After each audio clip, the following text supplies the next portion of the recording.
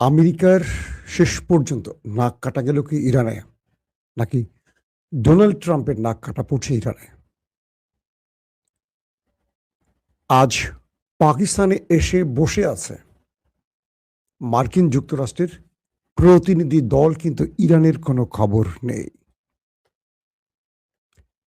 এমন একটি সময় এসছে যে ইরানের পথ চেয়ে আছে আমেরিকা। বিষয়টা ভাবতে কেমন লাগে একবার চিন্তা করেন তো। আমেরিকা ইরানের পথ চেয়ে আছে, ইরান নয়।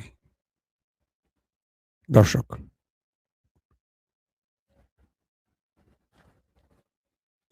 মার্কিন প্রেসিডেন্ট ডোনাল্ড ট্রাম্প ক্রমান্বয়ে একা হয়ে পড়ছেন। অন্যদিকে পৃথিবীতে ইরানের গ্রহণযোগ্যতা ক্রমান্বয়ে বাড়ছে। পাশাপাশি আমেরিকার যারা মিত্র ছিল তারাও আমেরিকার হাত ছেড়ে দিতে শুরু করেছে। এই যুদ্ধ ইরানকে দিয়েছে অনেক কিছু, আমেরিকা শূন্য হাতে। আজকের পুরো লাইফটি আমি আপনাদের সেই বিষয়ে যতটুকু পারি তুলে ধরার চেষ্টা করব, এবং আগামী কয়েক ঘন্টা কেন খুব ক্রুশিয়াল টাইম সেটা আমি আপনাদেরকে সংবাদের মাধ্যমে জানাবার চেষ্টা করব। এছাড়া থাকবে আজকের নতুন অনেকগুলো খবর। প্রিয় দর্শক, মার্কিন যুক্তরাষ্ট্র প্রথমে বলেছিল সোমবার, ইরানের আওয়াজ সে না পেয়ে পরে বলল আমাদের শান্তি চুক্তি মঙ্গলবার হতে যাচ্ছে। মার্কিন যুক্তরাষ্ট্র থেকে উড়ে এসছেন দুজন প্রতিনিধি, স্টিভ উইটকফ এবং ডোনাল্ড ট্রাম্পের জামাতা জয়ারেড কুশনার। কিন্তু ইরানের কোনো প্রতিনিধি দল পাকিস্তানে প্রবেশ করেনি।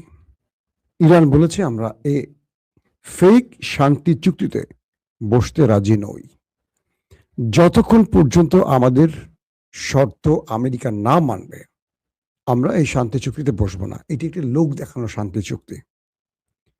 ইরানের দুজন গুরুত্বপূর্ণ ব্যক্তি, একজন স্পিকার, অন্যজন পররাষ্ট্রমন্ত্রী, দুজনের বক্তব্যে সেই বিষয়টি স্পষ্ট হয়েছে। কিন্তু আমেরিকার অন্যতম আরেকজন ডেলিগেট, ভাইস প্রেসিডেন্ট, তিনি কোথায়? JD Vance. বলা হচ্ছে তিনি এখনো বিমানে ওঠেননি, কারণ যতক্ষণ না ইরান এই সফরে পাকিস্তানে আসছেন এই গ্রিন সিগন্যাল না পাচ্ছে ততক্ষণ মার্কিন ভাইস প্রেসিডেন্ট তিনি আসছেন না ইরান আমেরিকা কি বলে পাকিস্তানে। যখন বোঝা যাবে জেডি ভ্যান্স আকাশে উড়াল দিচ্ছেন, তার বিমানে পা রাখছেন, তখন বোঝা যাবে নেপথ্যে ইরান আমেরিকাকে গ্রিন সিগন্যাল দিয়েছে। বিষয়টি মোটামুটি এরকমই হচ্ছে, আপাতত দৃষ্টিতে তাই মনে হয়। যে মার্কিন প্রেসিডেন্ট বারবারই বলছেন ইরানের সাথে চুক্তি হয়ে যাচ্ছে, চুক্তি হয়ে যাবে, চুক্তি হয়ে যাচ্ছে, চুক্তি হয়ে যাচ্ছে, সেই প্রেসিডেন্ট ট্রাম্প অবশেষে বুঝলেন ইরান তার কাছে নতি স্বীকার করছে না, বরং তাকে নতি স্বীকার করতে বাধ্য করছে। একদম সহজ বাক্যে বুঝিয়ে বললাম আপনাদের। মার্কিন প্রেসিডেন্ট গত কয়েকদিনে তার সবগুলো বক্তব্যে দুটো স্পেশাল ওয়ার্ড ইউজ করেছেন। এক, শান্তি চুক্তি, দ্বিতীয়, ইরানকে ধ্বংস। বারবারই তিনি ইরানকে হুমকি দিয়েছেন। কখনো বলেছেন পাথরের যুগে পাঠাবেন, কখনো বলেছেন পুরো ইরানের মানচিত্র থেকে মুছে ফেলবেন, কখনো বলেছেন বোম্বিং করে পুরো ইরানকে ধ্বংস করে ফেলবেন, কখনো বলেছেন বিশ্ব সভ্যতা থেকে ইরানকে মুছে ফেলবেন। ইরান তার উত্তরে মুখে কিছু বলেনি, শুধু কাজ করে গেছে। ডোনাল্ড ট্রাম্প যখন হরমুজ প্রণালীতে নৌ অবরোধ শুরু করলেন, এরপর পাকিস্তানের মধ্যস্থতায় ইরানের সাথে বসলেন, অর্থাৎ ইরান এবং আমেরিকার মধ্যে মধ্যস্থতা করলো পুরো পাকিস্তান। একদিকে প্রধানমন্ত্রী শাহবাজ শরীফ, অন্যদিকে ফিল্ড মার্শাল আসিম মনির।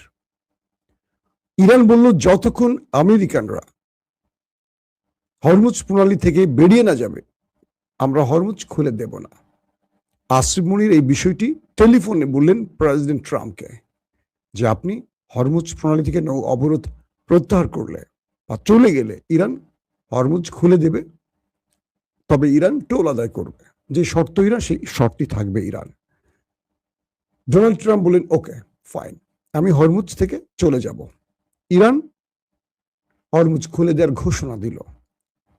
24 ঘন্টা পেরিয়ে গেছে, কিন্তু আমেরিকা হরমুজ ত্যাগ করেনি, বরং আরো ওয়ারশিপ, অ্যাটাকিং হেলিকপ্টার, আরো কমান্ডো এ অঞ্চলে আনতে শুরু করেছে। ডোনাল্ড ট্রাম্পের গণমাধ্যমগুলো ফক্স নিউজ থেকে শুরু করে, ডোনাল্ড ট্রাম্পের অনুসারী বা তার অনুগত এই ফক্স নিউজ, তারা বলতে শুরু করেছে যে ট্রাম্পের বিজয় হয়েছে, ইরান ট্রাম্পের কাছে নথি স্বীকার করে হরমুজ খুলে দিয়েছে। দেখেন পর্দার অন্তরালে ঘটেছে কি, আর আমেরিকা বা ট্রাম্প প্রচার করছে কি। হাতে পায়ে ধরছে পাকিস্তানের ট্রাম্প ইরানকে বোঝাবার জন্য। যখন ইরান পাকিস্তানের মধ্যস্থতায় রাজি হলো, তখন মার্কিন গণমাধ্যমগুলো বা ট্রাম্পের কি বলবো যে পক্ষের যে গণমাধ্যমগুলো, তারা ইরানের পরাজয়কে কনফার্ম করে দিল বিশ্বের কাছে। 24 ঘন্টা পর ইরান দিল আবারও হরমুজ বন্ধ করে। ইরান বলল যতক্ষণ না মার্কিন ওয়ারশিপের একটিও হরমুজের ত্রিসীমানার মধ্যে থাকবে, হরমুজ বন্ধ থাকবে। এরপর ভারতের দুটো জাহাজ, ফ্রান্সের জাহাজ, ব্রিটেনের জাহাজে ইরান গুলি করলো, এবং 3টি দেশের এই 3টি জাহাজের কান্নাকাটি পৃথিবী দেখলো। অনুনয় বিনয় করে ক্ষমা চেয়ে কোন রকম জীবন রক্ষা করে তারা হরমুজ ত্যাগ করতে পারলো। এরপর ইরানের একটি কার্গো জাহাজ, যেটি চীন থেকে ইরানে আসছিল, কার্গো, এটা তেলের নয়, এই জাহাজটিকে আটক করলো আমেরিকা। ইরান প্রতিশোধ হিসেবে মার্কিন যুদ্ধ জাহাজে ড্রোন অ্যাটাক চালালো। আবারও সেই অঞ্চল ত্যাগ করলো আমেরিকা। শেষ পর্যন্ত ইরান বলে দিল ইরান কোনোভাবেই আমেরিকার সাথে কোনো আলোচনায় বসবে না, কারণ তারা যুদ্ধবিরতি লঙ্ঘন করেছে। কারণ যুদ্ধবিরতির মধ্যেই তারা হরমুজে অবরোধ করেছে। যখন যুদ্ধ চলছিল তারা এই সাহসটি করেনি। তো আমেরিকা যতক্ষণ হরমুজ ত্যাগ না করবে, ততক্ষণ এই অঞ্চলে শান্তি যেমন আসবে না, ততক্ষণ ইরান বসবে না। আমেরিকা কি করলো, ইরানকে একটার পর একটা হুমকি দিল, নাম নিশানা মুছে ফেলবে, ধ্বংস করে ফেলবে, পুরো ইরানকে বালু বানিয়ে ফেলবে, বোম্বিং করে একদম মাটির সাথে মিশিয়ে ফেলবে, ব্লাব ব্লাব ব্লাব ব্লাব, যা পারলো ট্রাম্প সব বলল। কিন্তু মজার বিষয় কি জানেন, ইরান ট্রাম্পের এই বক্তব্যে এতটুকু ভয় পায়নি। সিআইএর একটি টিম আমেরিকাকে বলল, মিস্টার প্রেসিডেন্ট, আমাদের কাছে যে তথ্য আছে, ইরান আরেকটা বড় যুদ্ধের জন্য প্রস্তুতি নিচ্ছে, এবং এই যুদ্ধে ইরান তার কাছে থাকা সবচেয়ে ভয়ঙ্কর গোপন মিসাইলগুলো পৃথিবীর সামনে হাজির করবে। কে বলছে? সিআইএর একজন খুব গুরুত্বপূর্ণ কর্তা ব্যক্তি। কাকে? হোয়াইট হাউসকে, মিস্টার প্রেসিডেন্টকে।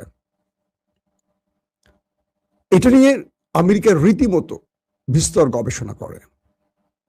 গত কয়েকদিনে সিচুয়েশন রুমে একাধিকবার বৈঠকে বসেন ডোনাল্ড ট্রাম্প। তিনি বারবারই বলেন প্রয়োজনে আমি নিউক্লিয়ার অ্যাটাক করব, কিন্তু মার্কিন প্রশাসন, মার্কিন জেনারেলরা ট্রাম্পের এই দাবির পক্ষে দাঁড়াচ্ছেন না। তারা বলছেন ইরান আমেরিকার যুদ্ধের অবস্থা নিউক্লিয়ারের দিকে যায়নি। এক ইরান হরমুজ দিয়ে পুরো পৃথিবীর কাছে লেংটু করে ফেলেছে আমেরিকাকে। এখন যদি ইরানে কোনো কারণে একটি মিস অ্যাডভেঞ্চার হয়, একটি নিউক্লিয়ার অ্যাটাক করে আমেরিকা, পুরো পৃথিবী আমেরিকাকে এই সুযোগে একা করে ফেলবে। আমেরিকা শুধু নিউক্লিয়ার দিয়ে পরাশক্তি হয়নি, নিউক্লিয়ার রেখে ব্যবহার না করেও পরাশক্তি হওয়া যায়, সেই থট বা সেই মিথকে যদি আমেরিকা ভেঙে ফেলে, আগামীকালকে মনে রাখবেন 205টি দেশের 9টি দেশের কাছে পারমাণবিক আছে। পৃথিবীর 205টি দেশের 9টি দেশের কাছে নিউক্লিয়ার আছে। এই নিউক্লিয়ার থাকা মানে সবকিছু নয়।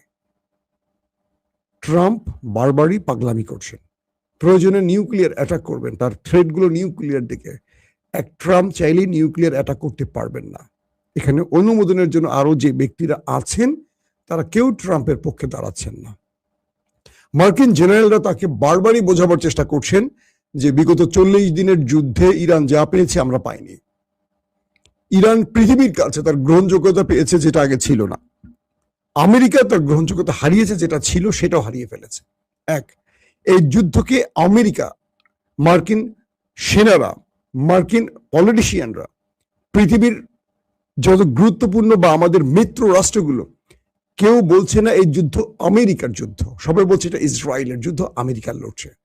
মিস্টার প্রেসিডেন্ট, আপনাকে পৃথিবীকে বোঝাতে হবে এই যুদ্ধ আমাদের যুদ্ধ।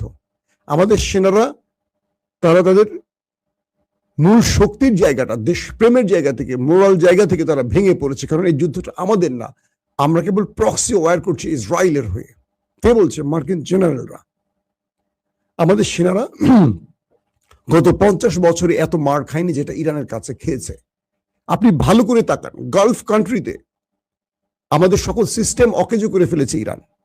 আমাদের থার্ড, আমাদের প্যাট্রিয়ট, আমাদের রাডার সিস্টেম সব অকেজো। আমাদের প্রত্যেকটা বেজকে লন্ড ভন্ড করে ফেলেছে, যেগুলো যুগের পর যুগ ধরে আমরা তৈরি করেছি, সেগুলো ইরান ড্রোন মিসাইল দিয়ে ধ্বংস করেছে। আমাদের সেনারা কিচ্ছু করতে পারেনি। আমরা নিরীহ মানুষকে যতটা সহজে মারতে পেরেছি, ইরানের মূল স্ট্রং জায়গাটাকে আমরা ভাঙতে পারিনি।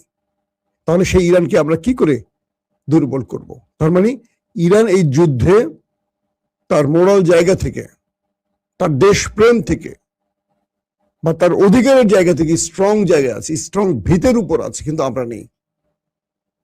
আমাদের সেনারা এই লড়াইটা তাদের নিজের মনে করছে না, কিন্তু শুধু নির্দেশ বাস্তবায়ন করছে। আমরা ইস্পাহানে পরাজিত হয়েছি, এতগুলো সেনা নিয়ে আমরা ফেরত এসেছি, অনেকেই প্রাণ হারিয়েছে, আমাদের বিশাল সামরিক বহরকে ইরান ধ্বংস করে ফেলেছে, পৃথিবী দেখেছে, সেখানে আমাদের পরাজয় হয়েছে।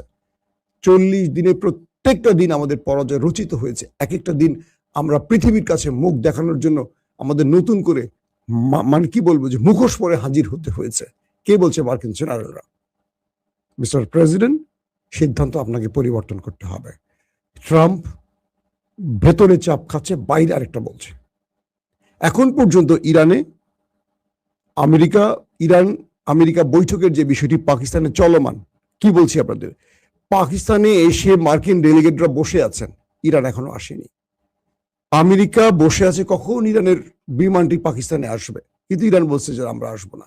তাহলে ঠেকায় পড়ছে কে? বলেন এটা কি নতুন করে পৃথিবী? ইরান কিভাবে কৌশলে মনস্তাত্ত্বিক লড়াইতে আমেরিকাকে পরাজিত করছে, ট্রাম্পকে বারবার পরাজিত করছে, খেয়াল করছেন? এই যুদ্ধে কৌশলের খেলায়, পরিকল্পনার খেলায়, মনস্তাত্ত্বিক খেলায়, এবং এই যুদ্ধে সবচেয়ে বড়, পৃথিবীকে সহজ বাক্যে পক্ষ বিপক্ষের যে বার্তাগুলো, ইরান যে খেলাটা খেলছে, আমেরিকা সেখানে পুরোপুরি ব্যর্থ হয়েছে। আমেরিকার সবচেয়ে বড় শক্তি ন্যাটো, ন্যাটো আমেরিকার পাশে দাঁড়ায়নি। আমেরিকার অন্যতম মিত্র হলো ইউরোপের বন্ধুরা, একজনও আসেনি, কিন্তু এরা তলে তলে ইরানের সাথে যোগাযোগ করছে। ইরান এমন এক নিউক্লিয়ার খেলা খেলেছে, পৃথিবীর সকল নিউক্লিয়ারকে পরাজিত করে ফেলেছে, সেটার নাম হরমুজ প্রণালী। এই এক হরমুজ দিয়ে মার্কিন যুক্তরাষ্ট্রকে কাহিল করে ফেলেছে, পুরো ট্রাম্পের নাক কেটে পৃথিবীর কাছে তাকে সাইজ করে ফেলেছে। এখন ইরান একটি বক্তব্যের উপর অটুট, তুমি আমার হরমুজ থেকে চলে যাও, হরমুজে আমি টোল আদায় করে কে আসবে যাবে তার উপর যে সিদ্ধান্ত নিয়েছি, পার্লামেন্টে ভোটাভুটি করেছি, যে বিল পাশ করছি, তুমি এখানে হাত দিলে আমি কোনোভাবে মানবো না। তুমি যতদিন চাও আমি যুদ্ধ করে যাব, যতদিন চাও।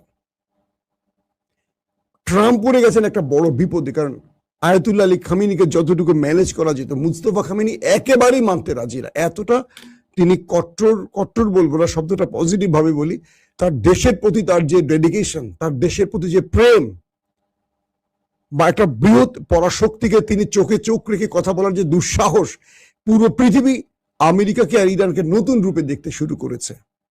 বিশ্বাস করবেন, ইন্দোনেশিয়া, তাদের দেশের ভেতরে আমেরিকার জনপ্রিয়তা কমে গেছে। পৃথিবীর বহু দেশ থেকে এখন তথ্য আসতে শুরু করেছে, যারা তাদের জনগণ আমেরিকার পাশ থেকে সরে যেতে সরকারকে চাপ দিচ্ছে। ইউরোপের দেশগুলো আমেরিকার পক্ষ ত্যাগ করতে শুরু করেছে। বুঝতে পারছেন? শুধু তাই নয়, যে দেশগুলো দীর্ঘদিন আমেরিকার দালালি করতো, সেই দেশগুলোর ভেতর থেকে আমেরিকা বিরোধী মনোভাব সৃষ্টি হচ্ছে, যেগুলো মার্কিন গণমাধ্যম প্রতিদিন প্রচার করছে। এই অবস্থার মধ্যে আমেরিকা এমন একটি জায়গায় পড়ে গেছে, এই যুদ্ধ আমেরিকাকে সবকিছু, মানে আমেরিকার পুরো অস্তিত্বে টান দিয়েছে, তার অহংকারের চাদরটা খুলে নিয়ে গেছে। আর ইরান তার জায়গায় ফিরে এসছে। এই যুদ্ধে ইরান যা পাবে আমেরিকা তার কিচ্ছু পাবে না। নেক্সট টাইম যেই তথ্যটি বললাম যে মার্কিন গোয়েন্দাদের কাছে তথ্য আছে ইরান কোনো বিগ সারপ্রাইজ তার পকেটে রেখেছে। এই সারপ্রাইজটা কি হতে পারে এটা এখন আমেরিকার মাথা নষ্টের কারণ। যে ইরান ভয় পাচ্ছে না কেন, ইরান এতটুকু নড়ছে না কেন, আমেরিকার হুমকি ধমকিতে ইরান এতটুকু ভীত হচ্ছে না কেন, ওদের কাছে আছেটা কি? ওরা যে বারবার বলছে যে আমেরিকাকে সারপ্রাইজ দেবে, সেটা কি হতে পারে? এটা নিয়ে রীতিমতো মার্কিন গবেষকরা তারা এখন চুল ছিটছে যে কি আছে ইরানের কাছে। ইসরায়েলের মাথা নষ্ট হয়ে যাচ্ছে, কি আছে ইরানের কাছে। তারা এখন খুঁজতে শুরু করছে ইরানের কাছে কি এমন আছে। কিন্তু ইরান বলছে আছে সারপ্রাইজ, তুমি যদি আমার দেশে আক্রমণ করো আমি তোমাকে সেই সারপ্রাইজটা দেব। কিন্তু আমেরিকা এখন ভয় পাচ্ছে, আক্রমণ করবে নাকি সমঝোতা করে কোন রকম ফেস সেভিং করে তিনি যুদ্ধটা থামাবেন। একদিকে মার্কিন যুক্তরাষ্ট্রের জনগণ বা প্রশাসন বা ডিপ স্টেটের চাপ, যুদ্ধ বন্ধ করো। অন্যদিকে নেতানিয়াহুর চাপ, যুদ্ধ বন্ধ করো না, ইরানকে শেষ করো। কিন্তু ইরানকে শেষ করতে যে প্রথম 40 দিনে পারেনি, সে বাকি সময় দিতে পারবে কি করে? নিশ্চয়তা কি যে ইসরায়েল আমেরিকা বলছে মাত্র 2 থেকে 3 দিনের মধ্যে আমরা ইরানকে শেষ করে দেব, নিশ্চিহ্ন করে দেব। আজ পর্যন্ত সেই ইসরায়েল আমেরিকা 40 দিন পরে হিসেবের খাতায় দেখলো তাদেরই সবকিছু হারিয়েছে। কেবল ইরানের কিছু ভবন, কিছু সাধারণ মানুষ, একজন গুরুত্বপূর্ণ ব্যক্তিকে হত্যা ছাড়া ইরানের কাছ থেকে কিচ্ছু পায়নি তারা। এই যুদ্ধ ইরানকে দিয়েছে, আবারও বলছি। হ্যাঁ, ইরানের ব্যাপক ক্ষতি হয়েছে, আয়াতুল্লাহ আলী খামেনি নেই, গুরুত্বপূর্ণ সেনা অফিসাররা নেই, এগুলো ইরানকে মোটেও ভাবায়নি। তো যারা চলে গেছেন তাদের চেয়ে যোগ্য ব্যক্তিরা কেন যেন মনে হয় ইরানের চেয়ারে এসে বসে গেছেন। এমন একটি স্ট্রাকচার ইরান তৈরি করেছে, যারা চলে যান তাদের পরবর্তী ব্যক্তিরা আরো স্ট্রং, আরো সাহসী, আরো ইমানদার যেন প্রমাণ করছে। আয়াতুল্লাহ আলী খামেনি তিনি নিঃসন্দেহে একজন ডার্ক সাইডে একজন বর্ষিয়ান নেতা। তার ছেলে এসে আমেরিকাকে পরাস্ত করেনি, এই যুদ্ধটা তো তার ছেলের নেতৃত্বে হচ্ছে, তাই তো? তিনি কি কোনো ভুল করেছেন? না, কারণ ইরান এমন একটি কাঠামো তৈরি করেছে, সুপ্রিম কাউন্সিল বলি বা আইআরজিসি বলি বা তাদের যে ডিপ স্টেটের ভেতরে যারা যুদ্ধকালীন পরিকল্পনা তৈরি করেন, তারা যে কাজগুলো করছেন প্রত্যেকটা সফলতা ইরান পেয়েছে। হ্যাঁ, তাদের একটাই দুর্বলতা, ভিতরে বিশ্বাসঘাতক চিহ্নিত করা। এই বিশ্বাসঘাতকরা তাদের গুরুত্বপূর্ণ ব্যক্তিদের স্থান বর্ণনা করে দিয়ে মোসাদের কাছে ইসরায়েল বা আমেরিকার টার্গেটে পরিণত করে তাদেরকে হত্যা করেছে। এটা সত্য কথা। যেমন নিকোলাস মাদুরোকে তুলে নিয়ে গেছে আমেরিকা একটা ছোট্ট অ্যাটাকের মাধ্যমে, একটা অভিযানের মাধ্যমে। কিন্তু ইরান থেকে কাউকে নিতে পারেনি। ইরানের লোকেরা যারা মারা গেছে, কেউ পালিয়ে থেকে মরেনি, প্রত্যেকে তার ঘর থেকে মারা গেছে। তার মানে তারা শহীদি মৃত্যুর জন্য যেন প্রস্তুত ছিল। তো সেই জাতিকে তো আসলে হারানো যাবে বলে আমার মনে হয় না। এখন পৃথিবী অনিশ্চিত আরেকটা যাত্রার দিকে যাচ্ছে। যদি ইরান পাকিস্তানে এই আলোচনায় না বসে, তাহলে আমেরিকা কি করবে? কয়দিন অপেক্ষা করবে পাকিস্তানে, নাকি শেষ পর্যন্ত ইরানের হাতে পায়ে ধরে আবারও ইরানকে এনে একটা সমঝোতা করবে? এই বিষয়গুলো কিন্তু আমরা আগামী কয়েক ঘন্টার মধ্যে জানতে পারবো। এখন সময় আছে, কারণ ইরান থেকে পাকিস্তানের দূরত্ব খুবই কম, কিন্তু আমেরিকার দূরত্ব অনেক বেশি। ইরান চাইলে কয়েক ঘন্টার মধ্যে চলে আসতে পারবে। বাট পর্দার আড়ালে আমেরিকা ইরানকে কোন কোন শর্ত মানার পক্ষে রাজি করাতে পারবে, সেই বিষয়টি আমরা এখন দেখতে চাই। কারণ ইরান তখনই আসবে যখন আমেরিকা ইরানের শর্ত মানবে। এবার ইরান শর্ত না মেনে ওই আলোচনায় বসে শর্তের খেলা না, আগেই শর্ত মানতে হবে, তারপরে আলোচনা হবে। এই খেলাটা খেলছে এখন ইরান। আমরা দেখতে চাই শেষ পর্যন্ত কি হয়। দর্শক, আমরা আজ রাতে আবার একাধিকবার আসবো লাইভ সম্প্রচারে। সে সময় আমরা আপনাদেরকে আরো গুরুত্বপূর্ণ খবরগুলো দেব। এখনকার মতো বিদায় নিচ্ছি। প্রত্যেকে ভালো থাকবেন। আল্লাহ হাফেজ।